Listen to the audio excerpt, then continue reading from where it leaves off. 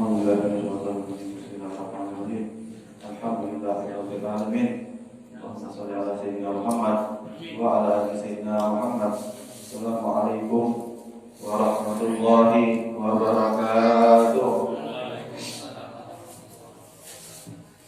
Alhamdulillah, terpuji bagi Allah Subhanahu wa taala yang pada malam hari ini Allah Subhanahu wa taala masih memberikan kita nikmat, nikmat sehat, nikmat iman, nikmat Islam, dan juga Allah Subhanahu wa taala mengizinkan kita untuk kembali berkumpul di dalam perkumpulan yang sangat mulia, di dalam perkumpulan yang sangat agung. Mudah-mudahan Allah Subhanahu wa taala memudahkan setiap langkah kita. Mudah-mudahan ya ilmu yang kita dengar, baik pembicara maupun pendengar, mudah-mudahan dicatat Allah Subhanahu wa taala sebagai orang yang dicintai Allah Subhanahu wa taala. Mudah-mudahan bagi siapa saja di antara kita yang lagi punya masalah, baik masalah apapun itu, berkah duduk di dalam majlis, di dalam ilmu, mudah-mudahan Allah Subhanahu wa taala memuliakan kita dan kita dicatat oleh Allah Subhanahu wa taala sebagai orang yang pantas mendapatkan syafaat dari baginda Nabi besar Muhammad sallallahu alaihi wasallam. Mudah-mudahan sahibul hajat, sahibul qaul, Allah Subhanahu wa taala berkahi setiap detik di dalam kubur beliau. Mudah-mudahan beliau diizinkan Allah Subhanahu wa taala untuk berkumpul bersama baginda Nabi besar Muhammad sallallahu alaihi wasallam. Dan mudah-mudahan nasi kotak, nasi yang disumbangkan, mudah-mudahan menjadi berkah bagi beliau. Setiap suap yang kita makan yang menjadi pahala mengalir bagi beliau. Asalkan kita niatkan, setiap kita mau makan itu, ya, kalau ada orang yang nyumbang untuk haul, ya, atau untuk majlis, ya, jangan makan itu tak pakai bismillah. Ya, makan itu pakai bismillah. Agar kenapa? Ya, agar makanan yang dikasih menjadi berkah. Agar makanan yang dikasih oleh sahibul hajat menjadi berkah. Ya, kalau kita makan sembarang makan aja, ya, tanpa mengingat siapa yang kasih makanan ini, ya, takut nanti makanannya nggak jadi berkah. Ya, kalau yang kasih insya Allah berkah, ya, tapi yang masuk di dalam perut kita itu takutnya nggak berkah. Ya, dikatakan di sahibul zubat di dalam saya, lakin kita lawa bi'akli kedua itu akilah ilmu maka kawan. Kalau kita makan itu, ya, niat makanan ini semoga berkah makanan ini. Ya, ibadah kita itu tambah lancar, tambah kuat ibadah kita. Kita hadir di dalam majelis itu tambah kuat. Maka Allah Subhanahu wa taala mencatatkan kita pahala sesuai apa yang kita niatkan. Tapi kalau nggak ada niat, ya hidup nggak ada niat, ya mau apa mau keluar nggak ada niat, nggak ada niat, seolah-olah ya, tidak ada niat kebaikan di dalam hatinya. Maka apa yang mau dicatatkan Allah Subhanahu wa taala? Maka itu perbaikan niat kita. Segala sesuatu itu tergantung kepada niat kita. Balik-balik semuanya itu dengan niat. Kalau niat kita buruk, niat kita tak baik, maka amalan kita tidak akan baik. Seperti kita berkumpul di dalam majlis. Niat kita apa? Niat kita agar Allah Subhanahu wa taala mensucikan hati kita. Niat agar kita ketika kita mendapatkan ilmu, kita ingin amalkan. Baik pengamalan itu hanya di rumah. Walaupun hanya di rumah, ya kita tatbik, ya tatbik. Ya tatbik itu apa? Ya tatbik itu ya, mempraktekkan ilmu yang kita dapat. Kita praktekkan kepada anak kita, praktekkan kepada keluarga kita, praktekkan kepada teman-teman kita, ya, praktekkan kepada seluruh keluarga kita. Ya, itu adalah dakwah Allah. Ya, itu adalah dakwah. Ya, yang paling buruk ini adalah ya, orang yang mempunyai ilmu, mereka mendengarkan ilmu agama. Ya, kan, tetapi mereka cuek kepada temannya, cuek kepada keluarganya, cuek kepada anak istrinya. Ketika anak istrinya melakukan dosa, ya mereka diam saja. Nah, ini adalah orang yang mempunyai ilmu, ya tapi ilmunya tidak bermanfaat. Semoga Allah Subhanahu wa taala menjadikan kita sebagai orang yang mempunyai ilmu yang bermanfaat. Amin ya rabbal alamin. Lanjutkan di dalam pembahasan kita. Kemarin kita sudah bahas bahwasanya ya, syarat hal-hal yang membuat tayamum itu menjadi batal. Kita sudah uraikan semua, kita sudah jabarkan semua. Ya, sekarang kita masuk ke dalam bab faslun. Ya qala musannifu rahimahullah taala wa nafa'ana bi wa bi ulumihi fid dharaini amin wa ila anwar. Mutilatul tayammum selesai. Faslun alladzi yaqbulu minan najasati thalatha. Alladzi yaqbulu minan najasati thalatha. Ya, hal-hal yang awalnya itu ya, adalah aslinya najis, maka najis tersebut secara ya, perubahan ya bisa menjadi suci. Ya, ada yang namanya mutanajis. Ya, beda antara najis, ya, najis asli dan mutanajis. Ya, kalau mutanajis ini adalah sesuatu yang awalnya suci, ya, gara-gara kemasukan daripada najis menjadi najis. Ya, maka kalau mutanajis, ya, ada syarat-syarat agar air tersebut bisa menjadi suci kembali. Ya, seperti air yang kurang dari 2 bulan. Ya, kalau kemasukan najis sedikit menjadi air yang mutanajis. Ya, air yang kemasukan najis, sehingga gara-gara kemasukan najis tersebut, ya, air itu menjadi najis semuanya. Karena air ini sedikit. Yang awalnya air ini suci, gara-gara kemasukan najis menjadi najis, ya, apakah air ini bisa menjadi suci kembali? Bisa atau tidak? Bisa. Bagaimana caranya? Ya, kita memperbanyak air tersebut yang menjadi 2 bulan. Kalau sudah 2 bulan, ya, maka semua hukumnya berbeda. Setelah yang telah kita jabarkan semuanya. Ya, intinya, ya, sesuatu yang suci, ya, maka dia bisa menjadi suci kembali. Ya, yang ini adalah hal yang dari awalnya itu najis, dengan perubahan, ya, maka dia bisa menjadi suci dengan sendirinya. Ya, tanpa usaha dari manusia, ya, tanpa mencampurkan zat kimia apapun itu, ya, tanpa mencampurkan bahkan benda yang suci sekalipun. Ya, dia ketika dipendamkan, ketika disimpan, ya, dengan kurun waktu yang lama, ya, maka benda yang najis tersebut berubah menjadi suci dengan sendirinya. Dikatakan di sini, ya, alladzi yaqbulu minan najasati thalatha. Ya, ada 3 perkara, ya, yang dimana perkara tersebut awalnya emang najis, ya, dari soalnya sudah najis, ya, maka ya, dengan perubahan waktu, ya, dia menjadi suci dengan sendirinya, ya, tanpa repot kita. Yang pertama dikatakan al-khamru idza takhallalat bi nafsiha. Ya, al-khamru idza takhallalat bi nafsiha. Ya, khamar, ya, tahu khamar? Tahu khamar? Ya, khamar itu arak. Ya, arak, minuman keras. Ya, Allah mubaidna minal khamar. Ya, Allah jauhkan kita daripada minuman keras.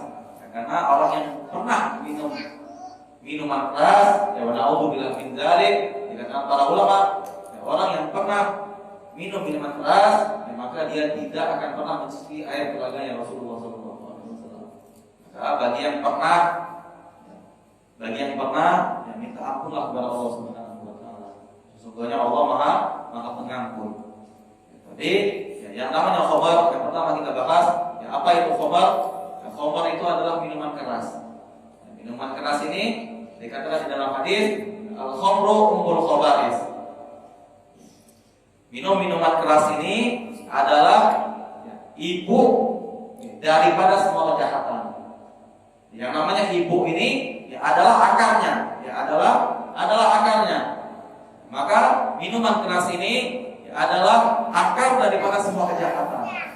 Ya, jadi kalau orang minum minuman keras, ya, maka walaupun dia tidak berniat melakukan kejahatan, ya, dengan akalnya itu, ketika dia minuman keras akalnya itu hilang, ya, maka secara spontan dia bisa melakukan kejahatan. Seperti yang diceritakan, yang pernah dikisahkan, ada salah satu ulama ketika dia diancam oleh orang,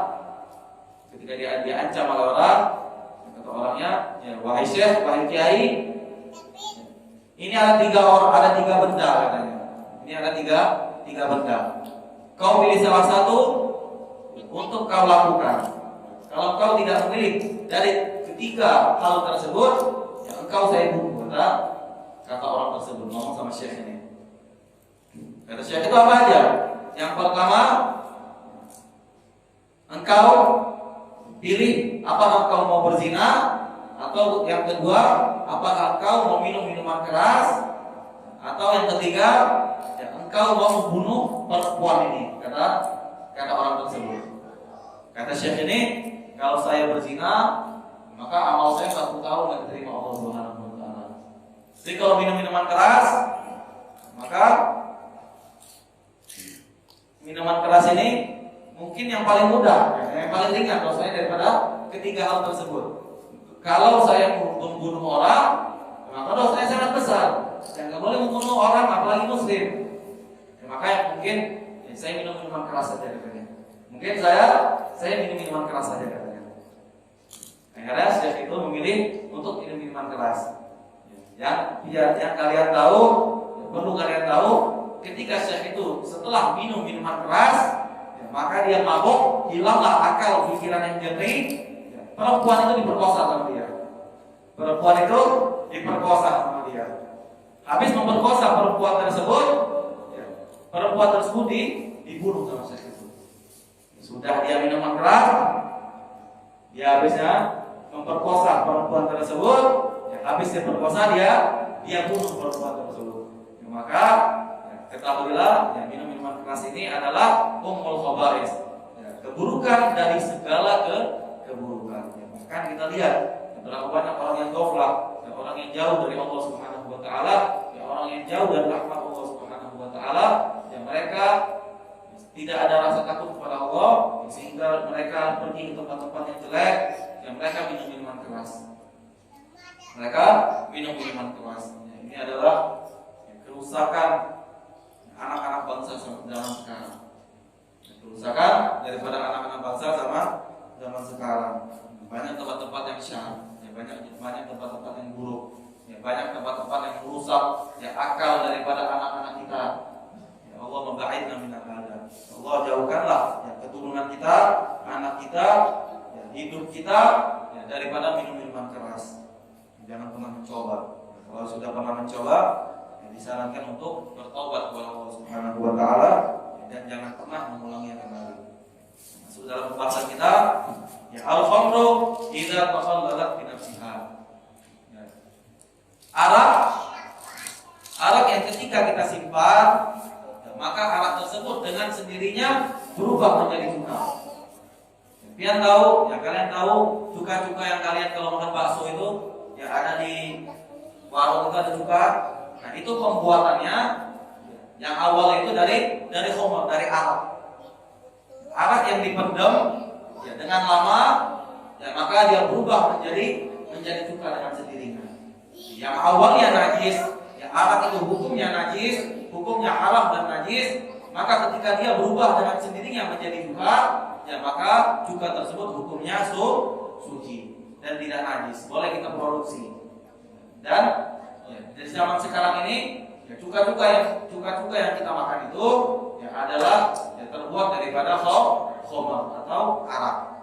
Arak itu pertama adanya arak ini adalah dari perasan anggur. Arak ini berasal dari perasan anggur. Perasan anggur yang kita peras, maka kita pendapkan, kita diamin secara lama, maka dia berubah menjadi arak. Ada yang pernah buat arak di sini?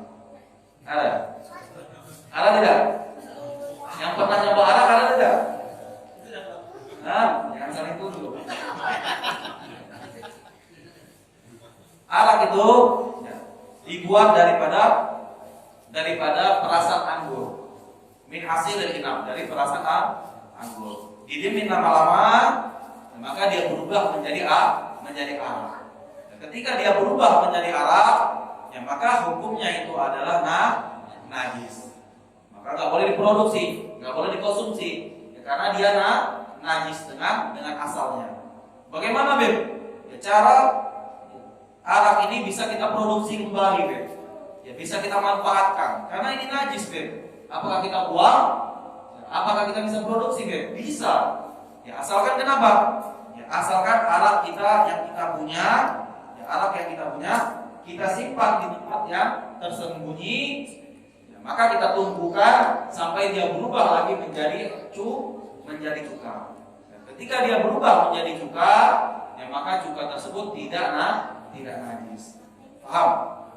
Jadi kalau seandainya Beb, seandainya cuka ini Beb, arak ini Beb, yang awalnya najis Beb, tapi saya campurkan dengan gula Beb, atau dengan garam, ya, ataupun dengan bahan-bahan kimia yang lain. Wallahu a'lam. Kalau zaman sekarang, ya, pembuatan cuka ini ya, dengan arak yang tidak dicampurkan dengan sesuatu, ya, atau dicampurkan. Karena kalau dicampurkan ya dengan sesuatu, walaupun ya yang dicampurkan itu adalah benda yang suci, ya maka hukum arak tersebut, hukum cuka tersebut tetap najis. Ya, tapi kalau dia ya, diubah dengan cara hukum ya, yang tertera, yang kita pelajari, ya maka kita boleh memproduksinya. Ya, tapi kalau seandainya Allah alam zaman sekarang, apakah dia campurkan dengan bahan kimia, ya, atau dia campurkan dengan gula ataupun garam, ya maka perubahan tersebut tetap najis, karena tidak boleh. Nanti kita bahas.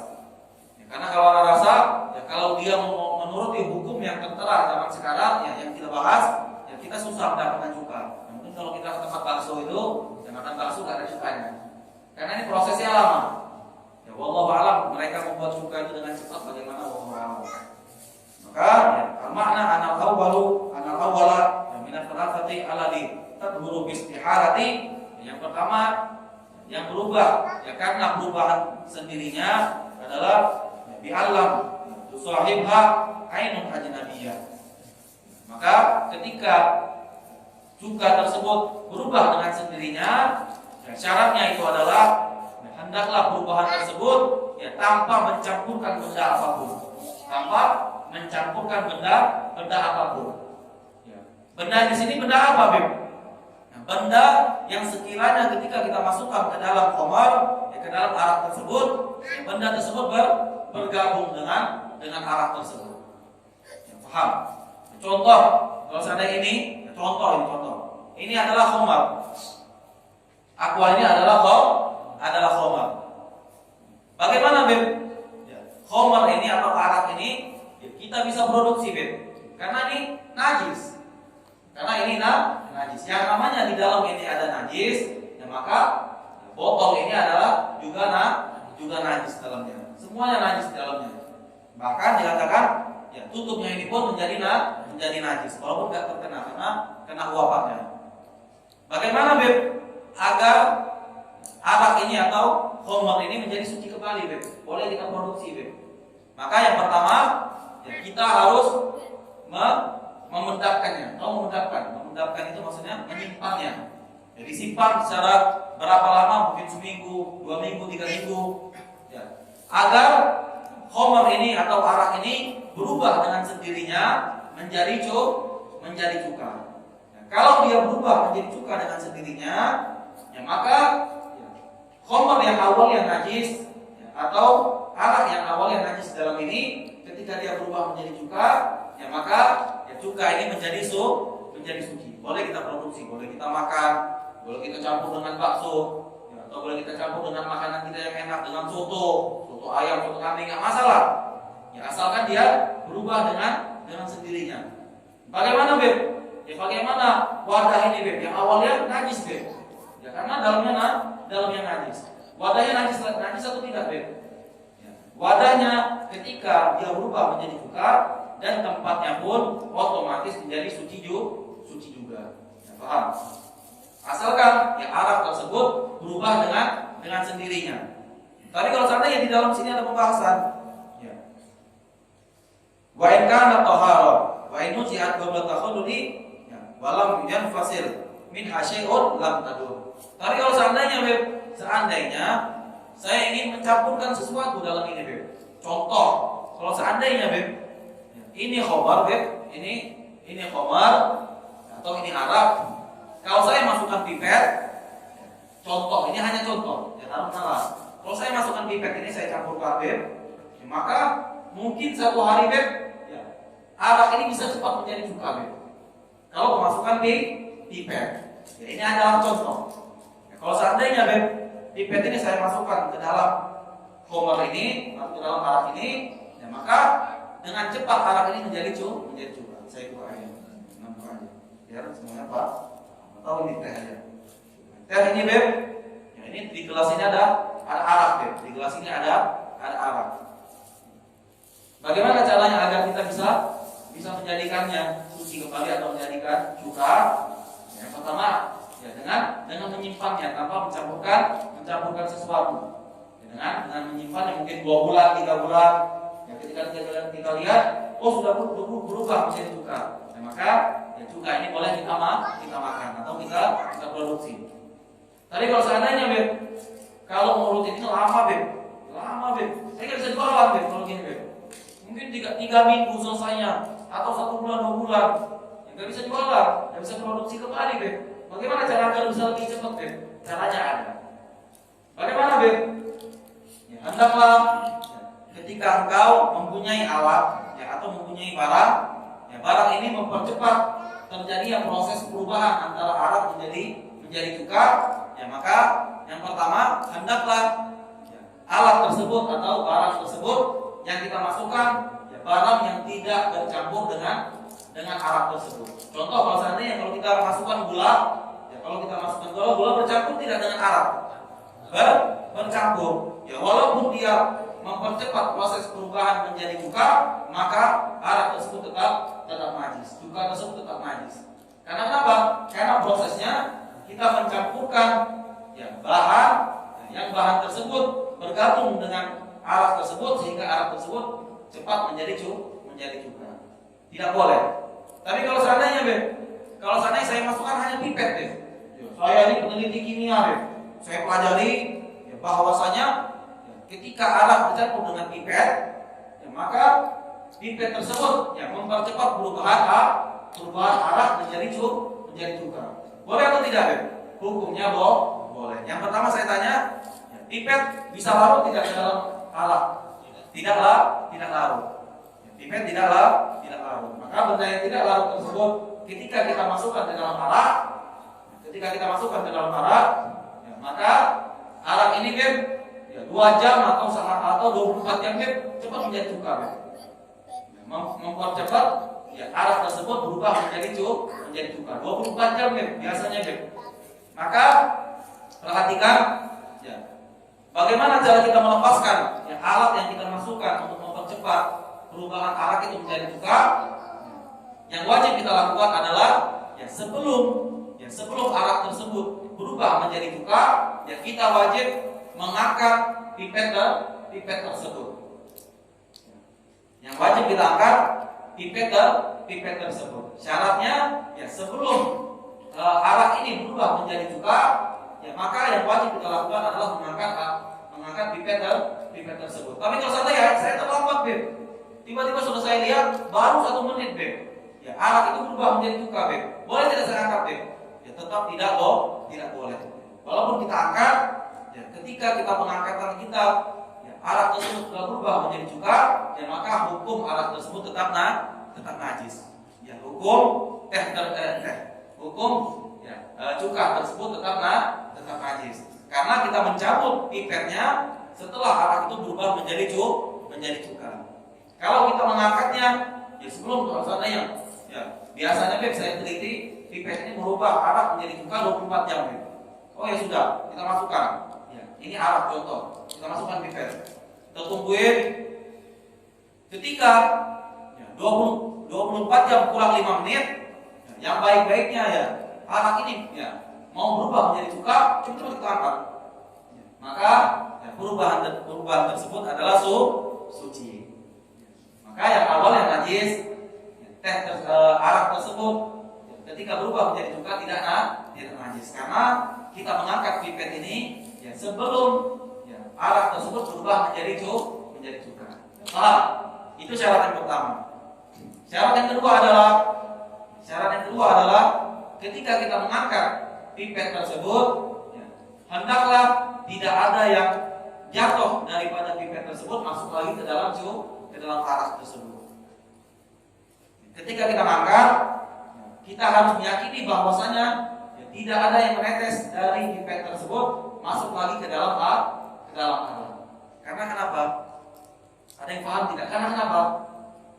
Karena ketika kita mengangkat pipet ini, maka pipet ini hukumnya najis. Pipet ini hukumnya najis. ketika ada satu tetes ya, najis masuk lagi ke dalam arak tersebut, yang baik-baiknya arak tersebut ingin berubah menjadi cuka dengan suci, ketika satu tetes najis masuk ke dalam arak tersebut, ya, maka semuanya menjadi najis. Maka yang harus kita perhatikan adalah ketika kita memasukkan arak ke dalam arak untuk merubah dengan cepat arak tersebut menjadi cuka, yang pertama kita harus perhatikan ya, sebelum perubahan arak itu menjadi cuka, kita harus mencabut benda tersebut. Yang kedua, ya, kita harus melihat apakah ya, tetesan daripada alat tersebut masuk lagi ke dalam arak lagi, ya, dari alat tersebut masuk lagi ke dalam arak. Kalau masuk lagi, ya maka proses perubahan tersebut menjadi gagal. Semua yang menjadi najis. Ya, karena kenapa? Ya, karena hukum asir ya, kalma ilmu. Hukum daripada ya, asir itu adalah ya, air minum seperti Pepsi, ya, seperti jus, ya, atau seperti arak, seperti teh. Ya, ketika kemasukan daripada najis, ya, maka semuanya menjadi najis. Sudah kita bahas teman-teman yang lain. Contoh, kalau seandainya saya punya Pepsi satu musola ini, berapa liter kira-kira kalau penuh di musola? Berapa liter? 500 liter. Contoh, 500 liter Beb ini Beb. Lebih dari 2 pula Beb. Oh, lebih dari 2 pula. Boleh tidak dipakai wudhu? Karena Pepsi-nya ini banyak Beb. Satu ruangan ini Beb. Boleh tidak dipakai wudhu? Tidak boleh. Karena apa?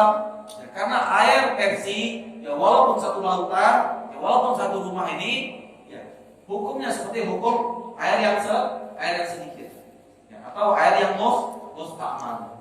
Ya, ketika air yang sedikit kemasukan najis, ya, maka semuanya menjadi najis. Berarti kalau Pepsi, ya kemasukan daripada najis, ya ataupun najis itu sedikit, ya maka kita harus buang semua.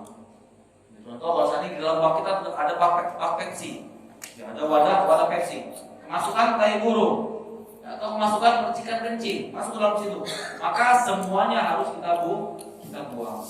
Walaupun mau kita tambahin, ya dua musola kita tambahin, ya, satu musola ini najis semua air Pepsinya, kita tambahin satu musola lagi masuk dalam itu, sehingga lebih banyak, maka pertambahan itu membuat semuanya menjadi najis.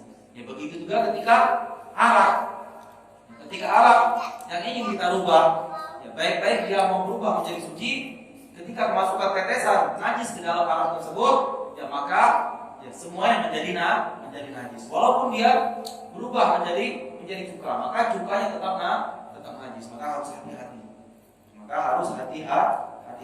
Harus dilihatin betul, ya, harus secara syariat. Ya, wallahu a'lam, kalau zaman sekarang nggak tahu bagaimana. Ya, mungkin penemuan kimia, ya, penemuan daripada orang-orang yang pintar di zaman sekarang mungkin ya ada sesuatu alat yang mempercepat perubahan daripada arak menjadi cuka. Kalau memenuhi syariat yang kita pelajari, ya maka cuka tersebut bisa kita konsumsi. Tapi kalau orang kafir yang membuatnya, yang tidak tahu tentang hukum agama, atau orang awam yang membuatnya, mereka tidak mengetahui hukum daripada agama, syarat-syarat perubahan antara arak menjadi cuka, ya maka yang kita makan selama ini adalah najis. Bittifaqil ulama, semua ulama mengatakan. Saya kalau seandainya, saya ini berusaha bifi'il fa'il, tahu bifi'il fa'il? Saya ini berusaha dengan usaha saya sendiri, dengan kekuatan, Maksudnya bagaimana? Maksudnya ketika di panas hari saya jemur alatnya, saya taruh di bawah terik matahari. Ketika di malam hari saya ambil lagi, saya masukkan ke dalam tempat yang dingin, sampai 1 minggu. Ya, ini ditambah mencampurkan sesuatu. Ya, maka ya, ketika kita yang berusaha tanpa memasukkan benda sesuatu dalam itu, ya maka ya, hukum perbuatan itu tersebut tetap suci. Karena yang berusaha adalah kita angkat, kita jemur, kita masukin lagi ke dalam, malam hari kita simpan, siang hari kita jemur lagi di bawah terik matahari araknya. Maka ketika berubah dengan sendirinya, walaupun dengan usaha kita, ya, perubahan tersebut tetap suci. Paham? Walaupun kalau seandainya saya ada alat pemanas, jadi wadah arak ini saya masukin di alat ini panas, jadi ya, dengan cepat arak ini berubah menjadi cuka. Bagaimana hukumnya, Hukumnya suci. Karena kenapa? Karena arak ini ya, walaupun dia berubah dengan perbuatan manusia, akan tetapi manusia tersebut tidak menambahkan sesuatu di dalam campuran itu. Yang paling penting kita harus ingat dan harus kita pahami, selagi perubahan tersebut tidak mencampurkan ya, apapun di dalam arak tersebut, ya, yang campuran tersebut ya bergabung dengan arak tersebut, ya baik campuran itu benda yang suci, ya apalagi yang najis, maka hukum daripada perubahan dari arak menjadi cuka tetap najis. Akan tetapi, ya kalau yang kita perbuat adalah dengan berusaha atau memindahkannya di waktu siang dia jemur, di waktu malam dia simpan sampai dia berubah dengan sendirinya menjadi cuka, ya maka hukumnya suci. Ya, ataupun ya kalau kita memasukkan benda yang benda tersebut bisa kita keluarkan lagi ya, tanpa bergabung dengan arak tersebut, ya, maka hukumnya suci. Ya, selagi ya, pengangkatan daripada barang tersebut ya, sebelum berubah menjadi cuka, dan yang kedua adalah tidak ada tetesan daripada benda tersebut masuk lagi ke dalam arak. Kalau walaupun satu tetes, ya, ketika dia menetes ke dalam arak tersebut, maka hukumnya menjadi najis. Kalau ya, tetesan tersebut masuk ke dalam arak. Paham? Sampai sini paham atau tidak? Paham? Insyaallah paham semua ya. Kita lanjutkan pembahasan kita.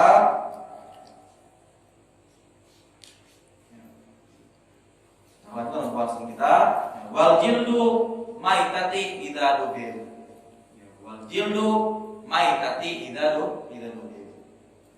Kulit mayat, kulit bangkai daripada mayat hewan yang kita ingin manfaatkan. Kulit daripada hewan tapi bangkai yang kita ingin manfaatkan. Kita lanjutkan dari pembahasan sebelumnya yang kita harus pahami. Ya kalau yang dari awal dari najis, ketika dia berubah, ya maka tempatnya pun menjadi suci juga. Sudah anda jelaskan tadi yang nanti berubah. Pembahasan sekarang adalah wal maitatu wal jildul maitati idza dubir. Kulit daripada ya, bangkai yang disamak. Apa itu disamak?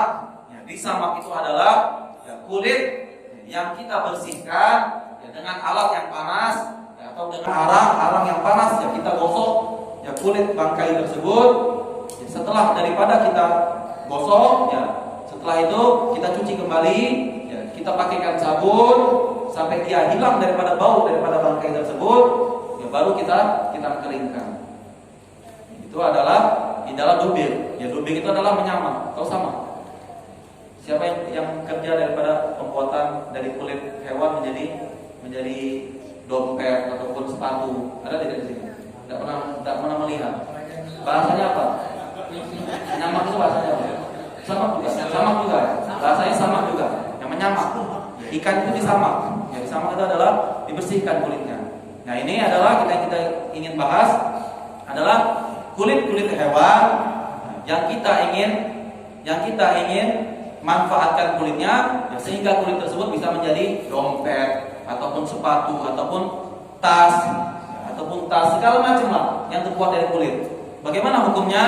Ya, yang pertama yang harus kita pahami adalah ya, ketika kulit daripada hewan yang bisa kita makan ya, atau kulit hewan ya, yang bisa kita makan semasa hidupnya ya, seperti apa? Seperti kambing, seperti sapi, seperti onta, seperti kuda.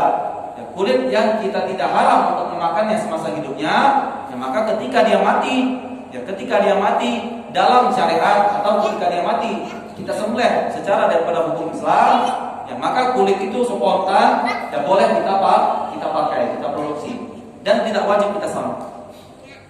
Karena kenapa? Ya karena kulit itu tidak mengandung najis. Ya, kulitnya tidak mengandung najis. Contoh kalau seandainya kambing kalau kita sembelih secara agama najis dagingnya najis atau tidak? Tidak najis. Boleh dimakan atau tidak? Maka ya, ketika dagingnya tidak menjadi najis, ya kulitnya juga tidak najis. Bukan dinamakan bangkai. Maka ya, ketika dagingnya boleh dimakan, maka kulitnya dengan spontan ya kita boleh manfaatkan tanpa disama. Kita cuci aja sedikit, ya kita hilangkan darah yang ada di kulit tersebut, boleh kita langsung kita pakai. Mau kita pakai yang digirbek atau girbek. Girbek itu adalah kulit yang dipakai orang Arab zaman dahulu untuk minum. Nah, kalau kita di Hadramaut dulu kita pernah minum dari girbek. Jadi girbek itu adalah kayak galon yang terbuat dari daging kulit onta. Allah alam segala macam gitulah intinya. Ya, maka ya ketika dia pengambilan kulit tersebut ya dari hewan yang dipotong ya secara syariat agama Islam, ya maka kulit ini tidak wajib disama. Itu yang pertama yang harus dipahami dan harus diingat. Yang kedua adalah ketika ya, daging ini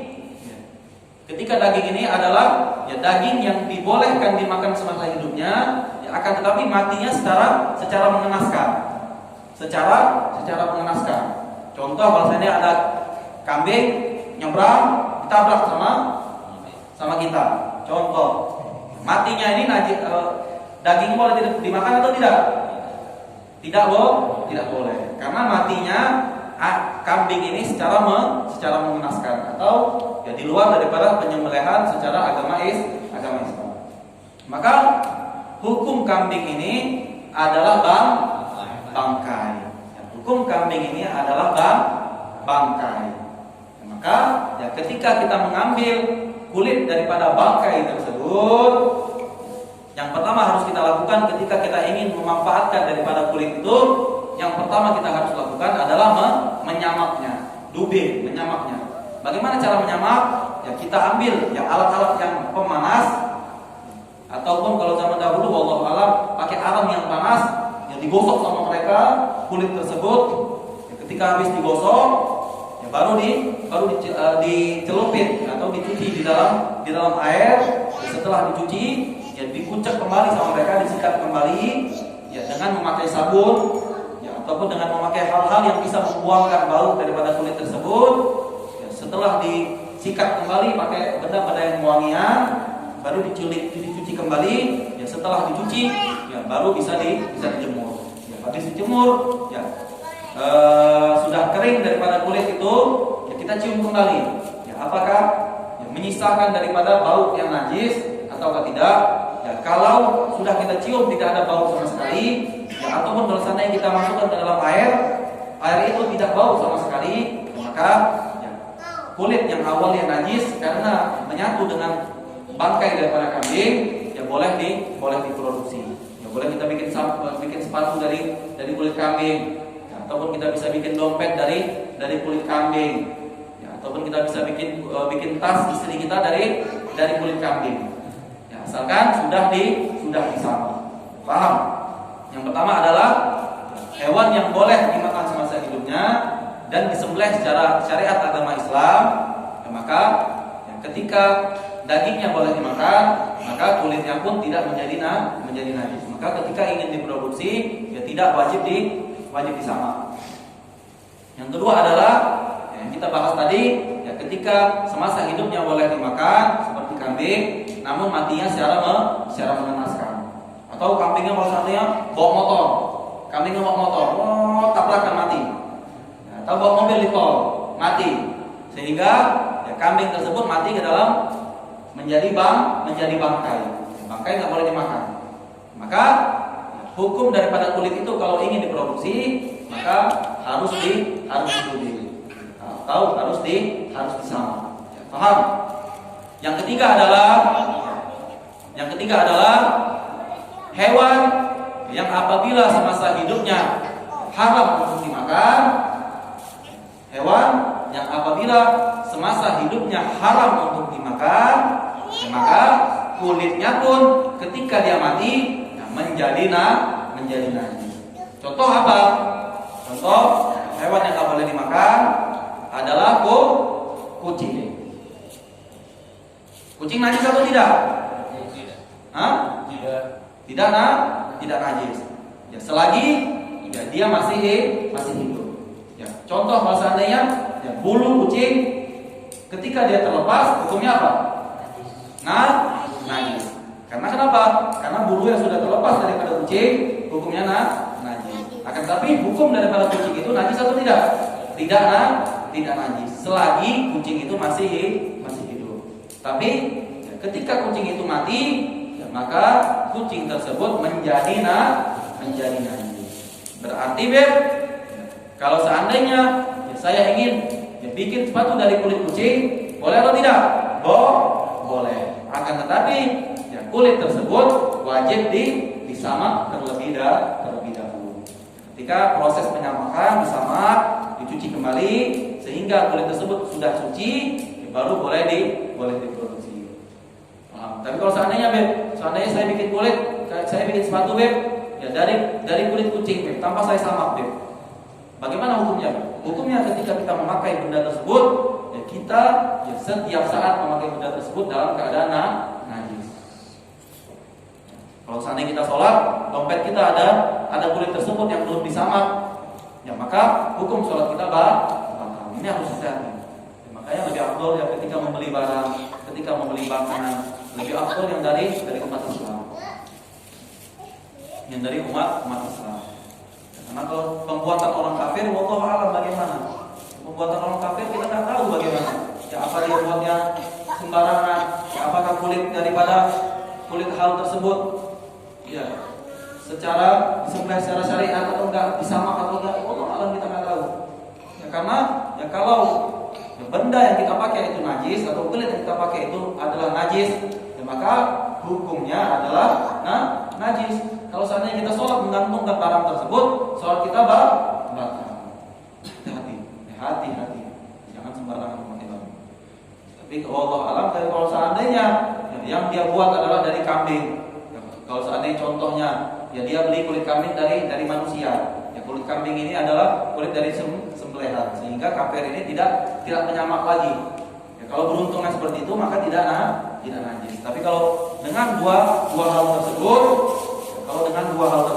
ya, daging ya, atau hewan yang semasa hidupnya boleh dimakan, tapi matinya secara mengenaskan, ya, ataupun ya, hewan yang semasa hidupnya ya, dagingnya tidak boleh dimakan ataupun haram, ya, maka ya, kedua hal ini wajib disamak.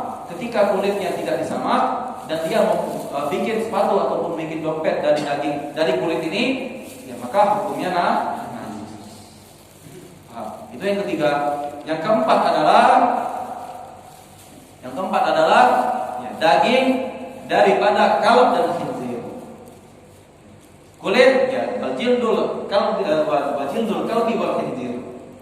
Kulit daripada anjing dan babi. Ya, maka ketika semasa hidupnya ya, anjing dan babi ini najis dan tidak boleh dimakan, ya maka matinya pun najis. Berarti tidak boleh dimanfaatkan sama sekali. Selain daripada anjing dan babi, ya, semua kulit boleh dipakai. Misalnya dia mau bikin tas daripada ular, ya, kulit ular ataupun kulit buaya, maka boleh. Walaupun ya, banyak daripada ulama berbeda pendapat. Ya, kalau anak pribadi hendaklah menjauhkan ya, daripada pemakaian ya, kulit ular ataupun kulit buaya. Di samping daripada ya, perkataan ulama yang mengatakan adalah Imam Abu Hanifah dan Imam Malik. Abu Hanifah dan Imam Malik, atau Abu Hanifah dan Imam Syafi'i yang mengatakan bahwasanya ya, kulit ular dan kulit buaya tidak boleh disamak, tidak boleh dipakai. Daripada hendaklah kita ketika ada perbedaan pendapat antara ulama empat mazhab, ya, maka yang baik kita lakukan adalah khurud minal khilaf. Apa itu khurud minal khilaf? Adalah keluar daripada perdebatan mereka. Maksudnya apa? Maksudnya kita lebih baik menjauhi daripada kulit ular dan kulit buaya. Di samping kita mendapatkan pahala, yang kedua kita menghemat kocek kita, menghemat dompet kita. Karena yang kita tahu adalah ya, kulit ular dan kulit buaya harganya mahal. Kalau seandainya istri pian, istri kalian minta, ya, Bang, belikan tas, ya, tas krokodil, tas buaya. Baik-baik ya, kalau seandainya tas kambing harganya cuma 500.000, gara-gara krokodil ya jadi 10 juta. Maka sekarang ada alasannya, ada alasan sekarang. Ya, kalau istri kalian pengen belikan tas krokodil ya, atau ular bahasa Inggris apa? Snack, ya, tas snack, maka kalian sudah ada alasan. Habib tadi, ya, Habib baca kitab, dia menjelaskan ya, bahwasanya ya, hukum daripada tas ular atau tas buaya ya, itu nggak masalah.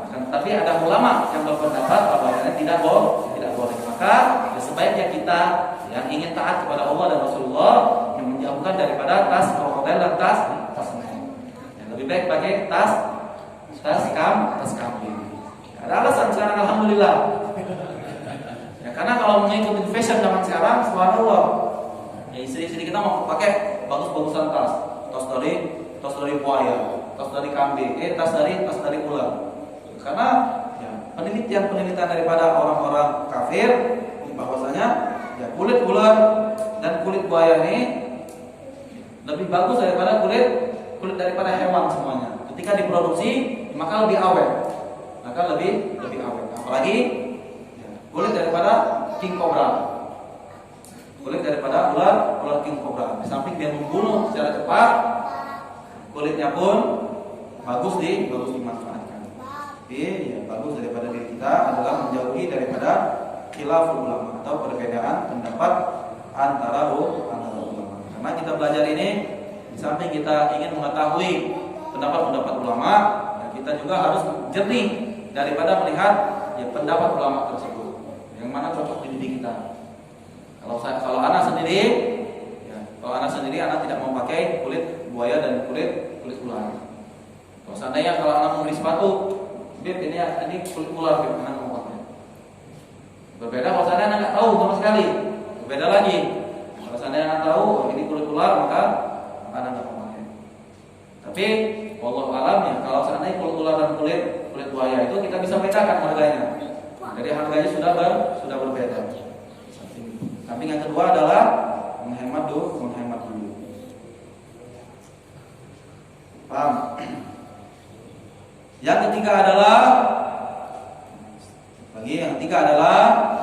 wa ma shara hayawanan. Mana ana tsalitsa min salatati allati tadkhulu bi istihalati li anna najasatu allati istahallat hayawanan kal maitati idza sarat dudan.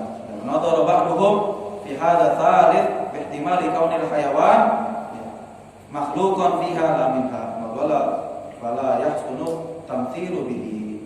Maka yang ketiga adalah ya, wa ma shara hayawan. Apa-apa ya, yang dari pertama itu najis berubah menjadi hewan. Sesuatu yang awalnya najis atau kotoran ketika dia berubah menjadi hewan, ya, maka perubahan ini yang awalnya najis ya, ketika berubah menjadi hewan menjadi suci. Di sini dalam kitab dikatakan kalau maitati idza sarat dudan.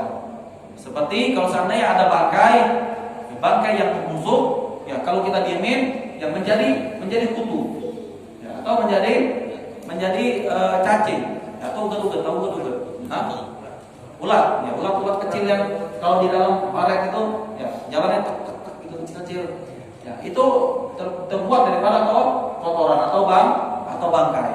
Maka yang awal bangkai itu najis, ketika berubah menjadi hewan, ya, atau menjadi ulat tadi menjadi suci. Paham? Kalau seandainya kita kadang tempat yang wasakh, tempat yang kotor terkadangnya, atau tempat tong sampah, ya kadang di situ keluar daripada bakteri atau daripada kotoran tersebut berubah menjadi hewan. Maka yang awalnya kotoran tersebut najis, ya ataupun bangkai bau najis, ketika ada berubah yang menjadi hewan tersebut, ya hewan tersebut tidak najis. Paham? Apalagi yang bisa berubah nih daripada kotoran atau ini, ya, apa aja? Contoh lagi kalau seandainya kepompong terbuat dari apa? Nah, kepompong terbuat dari ulat. Ya, yang awalnya tadi dari kotoran menjadi kepompong menjadi menjadi kupu-kupu. Ya, maka setiap perubahan itu ya, dia tidak najis. Nah, bisa dicontohkan sendiri kalau seandainya ada penemuan yang dari kotoran, seandainya penemuan atau dari benda yang najis, ketika dia berubah menjadi hewan, maka ya, tidak najis. Nah, di sini ada pertanyaan. Kalau nggak ada pertanyaan, insya Allah ya, minggu depan kita masuk ke dalam bab yang lain. Minggu kemarin anak ingin menjelaskan, mungkin lupa anak ingin menjelaskan ya, bagaimana kalau seandainya orang yang ada perban, ya, orang yang ada perban ketika dia ingin berwudu atau ketika dia ingin mandi besar. Ya, nanti kemarin belum jelas kan? Ya. Orang yang ada perban atau shahibul jabirah. Ya, apa itu jabirah? Adalah ya, orang yang ada luka dan luka tersebut ya, dipakaikan perban sama dia.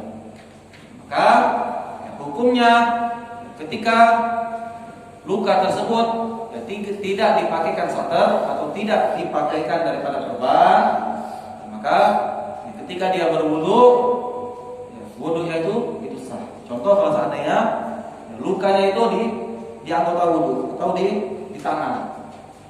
Lukanya di anggota wudu. Contoh lukanya segini. Lukanya segini. Akan tetapi ya lukanya tidak masalah kena air. Ya, kalau seandainya anak wudu kan enggak masalah kena air, ya. Aman-aman aja. Ya. Aman-aman aja. Ketika dia berwudu, maka hukum wudunya itu sah ittifaq. Tidak ada masalah di sini. Akan tetapi yang jadi masalah kalau seandainya lukanya ini tidak mampu untuk dikenakan air atau tidak mampu untuk diguyurkan air. Maka ketika ada luka di sini yang tidak mampu untuk diguyurkan air, ketika kita ingin berwudu, kalau masih bisa untuk diusap dengan air ya, sehingga tidak menyakitkan luka tersebut, walaupun tidak membasuhnya, yang kita ambil air kita basuhnya, kita oles sedikit saja daripada luka tersebut, maka ini hukumnya sah. Ini kalau seandainya dia tidak memakai perban. Tapi kalau seandainya ya, dia memakai perban dan perban tersebut ya, di dalam ya, anggota wudu, di dalam anggota yang wajib dicuci di dalam wudu.